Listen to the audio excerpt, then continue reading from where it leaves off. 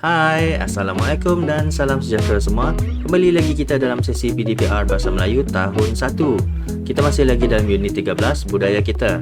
Tajuk yang kita akan belajar pada kali ini adalah penganan Kak Dolly. Kali ini, cikgu akan fokuskan kepada kemahiran membaca. Jadi, jom kita mulakan.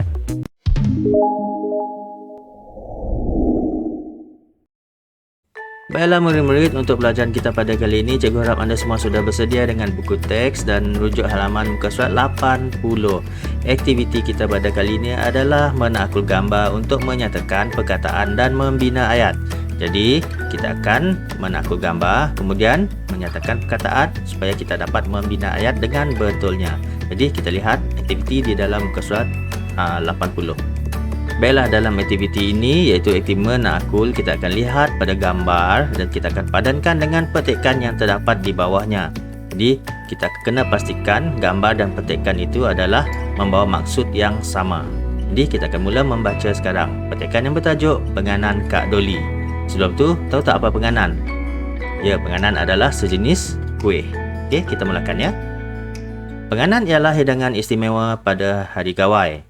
Oleh itu, Kak Dolly hendak membuat penganan. Sekarang kita lihat gambar yang pertama. Kak Dolly menggunakan tepung beras, gula apung, air dan minyak masak. Jadi, jom kita lihat gambar untuk petikan ini. Tepung beras. Okey, betul. Minyak masak. Ada di sini ya, minyak masak. Gula apung dan air. Jadi, tepatlah ya. Gambar dan petikan selari. Kemudian kita lihat gambar dan petikan yang kedua. Gambar di sini ya. Ini adalah Kak Dolly ya. Kak Dolly membancuh tepung beras dengan gula apung dan sedikit air. Jadi Kak Dolly membancuh. Membancuh tepung beras. Jadi adakah betul Kak Dolly sedang membancuh? Cuba lihat gambar di sini. Ya, tepat sekali membancuh ya. Nampak sangat dia membancuh tepung beras dan dengan gula apung.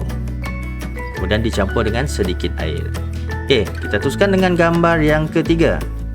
Selepas itu Kak Dolly menuangkan bancuhan itu ke dalam kuali. Cikgu harap anda semua boleh membaca juga dengan sendiri ya di rumah. Okey, ini perbuatan dia. Adakah sesuai dengan petikan? Ya, tepat sekali ya. Kak Dolly menuangkan bancuhan itu tadi ke dalam kuali. Gambar yang keempat, Kak Dolly menggoreng penganan sehingga masak.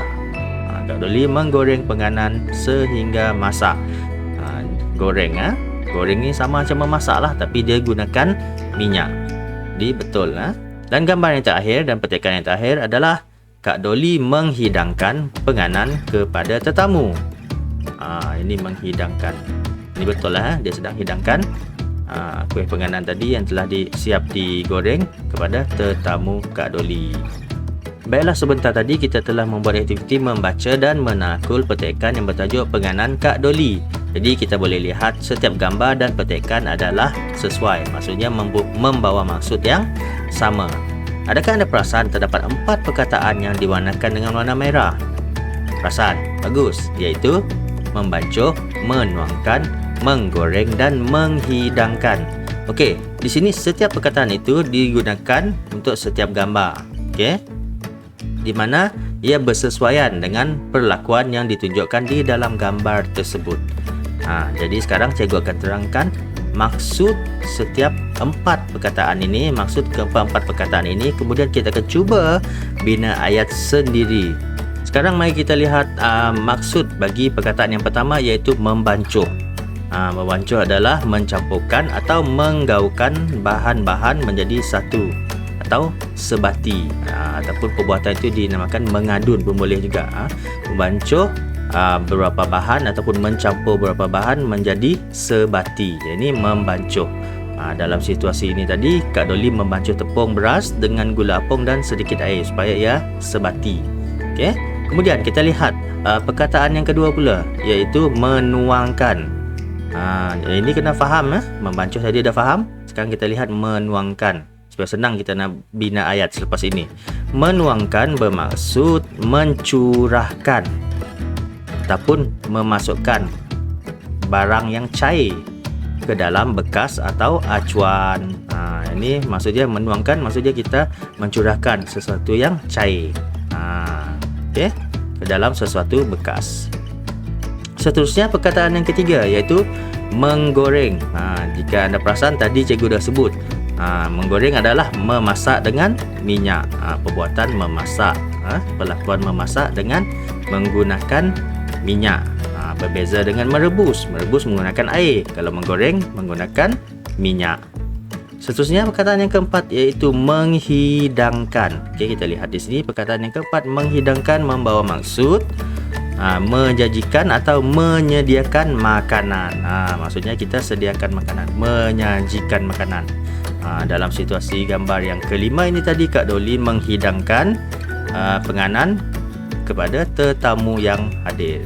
Okey, sekarang kita akan membina 4 ayat menggunakan keempat perkataan ini: membancuh, menuangkan, menggoreng dan menghidangkan. Di sini cikgu beri kelonggaran kepada anda semua untuk membina 4 ayat menggunakan 4 perkataan ini, iaitu membancuh, menuangkan, menggoreng dan menghidangkan tanpa merujuk kepada gambar. Maksudnya tidak berkaitan dengan gambar pun tak apa. Sebab berkaitan dengan gambar kita dah buat tadi kan semasa membaca petikan penganan Kak Doli ni. Okey, jom kita fikirkan perkataan yang pertama. Mari kita bina ayat yang pertama berkaitan dengan perkataan membancuh. Jadi di sini cikgu bagi contoh membancuh. Seorang pekerja sedang membancuh teh tarik. Seorang pekerja sedang membancuh teh tarik. Di sini jangan keliru. Kita tak boleh bina ayat seorang pekerja sedang menarik teh tarik walaupun perbuatan dia menarik.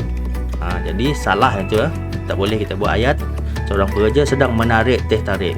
Sebenarnya ia dinamakan membancuh teh tarik. Okey, kedua, perkataan menuangkan. Jadi carangan cikgu di sini, kakak menuangkan air sirap kepada tetamu yang datang. Kakak menuangkan air sirap kepada tetamu yang datang. Jadi di sini jangan keliru. Setiap ayat yang cikgu bina di sini tak ada kaitan dengan gambar di sebelah kiri ni. Kita hanya bina ayat berdasarkan maksud perkataan yang telah cikgu terangkan tadi. Jadi kita dah siap 2 ayat. Sekarang ayat yang ketiga, menggoreng. Ibu menggoreng ayam untuk makan tengah hari. Di sini seperti cikgu terangkan tadi, menggoreng adalah memasak menggunakan minyak. Okey. Yang keempat, menghidangkan. Mudah saja, iaitu pelayan restoran mula menghidangkan pelbagai jenis makanan. Okey, pelayan restoran mula menghidangkan pelbagai jenis makanan. Ini adalah contoh ayat yang boleh kita bina menggunakan 4 perkataan yang telah cikgu berikan tadi, iaitu membancuh, menuangkan, menggoreng dan menghidangkan. Dan sudah pastinya sebelum kita bina ayat, kita mesti faham maksudnya terlebih dahulu. Mudah kan? Baiklah murid-murid, setelah mendengar penerangan cikgu yang panjang lebar tadi tentang bagaimana cara untuk menakul gambar, perkataan dan membina ayat, sekarang tibalah masanya kita untuk menjawab latihan yang terdapat di dalam buku aktiviti Bahasa Melayu Jilid 2. Anda boleh rujuk muka surat 2 dan muka surat 3. Aktiviti 2 di situ arahannya adalah pilih perkataan yang sesuai berdasarkan gambar. Jadi mudah saja. Di sini anda diberikan dengan 8 gambar. Okey, 8 gambar. Di mana tugas anda untuk memilih perkataan yang sesuai untuk digunakan dan diisi di dalam tempat kosong bagi melengkapkan ayat. Di dalam pada setiap gambar ni terdapat satu ayat yang sesuai untuk menyatakan perlakuan ataupun menerangkan gambar yang ditunjukkan. Kita lihat gambar yang pertama ini. Jadi bagi contoh gambar yang pertama ini Makcik Leha, adakah dia memerah atau mengupas kelapa? Jika anda rasa dia memerah, jadi anda tulis di sini Makcik Leha memerah kelapa. Jadi memerah ini anda tulis di atas garis ini. Okey, ini yang pertama. Yang kedua, Makcik Leha membasuh beras atau nasi. Apakah yang dibasuh? Adakah beras atau nasi yang dibasuh? Cuba fikir. Boleh tanya ibu anda di rumah ya.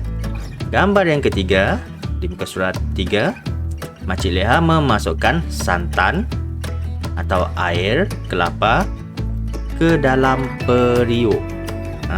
Makcik Leha ni masukkan santan ke ataupun air kelapa ke dalam periuk. Ingat, ini proses membuat nasi lemak. Bagaimana nak masak nasi lemak. Jadi masukkan santan ke air kelapa. Sekali lagi boleh tanya ibu anda di rumah. Nak buat nasi lemak, masuk santan ke masuk air kelapa mak? Tanya. Okey. Gambar yang keempat, Makcik Leha menjerang atau menanak nasi lemak. Adakah menjerang atau menanak? Sesuai untuk memasak nasi. Kalau menjerang ni lebih kepada memanaskan saja. Panaskan. Okey. Yang kelima, Makcik Leha memasak gulai atau sambal ikan bilis. Sambal ikan bilis dipanggil gulai ke sambal ikan bilis? Mana satu? Fikir. Yang keenam, Makcik Leha merebus atau mengukus telur. Merebus ke mengukus telur? Okey. Yang ni anda pilih perkataan yang sesuai dan isi di tempat kosong di atas garisan ni. Tulis cantik-cantik. Yang ni agak mencabar. Gambar yang ke-7 dan ke-8. Anda tidak diberikan dengan petikan ataupun frasa, tak diberikan dengan perkataan ataupun kata kerja di sini. Jadi anda kena pilih yang mana sesuai. Tapi jangan risau, cikgu bagi cadangan dan anda boleh gunakan cadangan cikgu ini. Okey, untuk gambar yang ke-7 ini, gambar ini. Okey, tak nampak? Sekarang cikgu tukar kepada laser pointer dulu Gambar yang pertama, yang ni, gambar yang ke-7, bukan pertama. Gambar yang ke-7, yang ni, apakah yang sedang Makcik Leha buat ni? Jadi ada kena buat berdasarkan gambar. Makcik Leha memotong apa ni? Fikirlah, dalam nasi lemak ada apa? Cikgu dah bagi jawapan separuh tadi. Makcik Leha memotong apa ni? Di dalam nasi lemak, dia warna hijau. Dan gambar yang terakhir, gambar yang ke-8, Makcik Leha membungkus apa ni? Masakan yang proses yang keseluruhan ni tadi. Dia masak apa? Makcik Leha membungkus dengan daun pisang. Membungkus apa dengan daun pisang? Dia bungkus apa? Bungkus hadiah? Bukan kan? Dia bungkus apa? Ada di dalam ni. Ini dia. Makcik Leha membungkus, sila jawab, dengan daun pisang. Jadi cikgu harap anda dapat menjawab ke semua soalan ini dengan betul daripada soalan 1 sehingga soalan 8. Okey, mudah saja kan? Baiklah murid, sampai di sini saja kelas Bahasa Melayu tahun 1 kita pada kali ini. Jumpa lagi di video yang akan datang. Jaga diri, patuhi SOP. Bye-bye.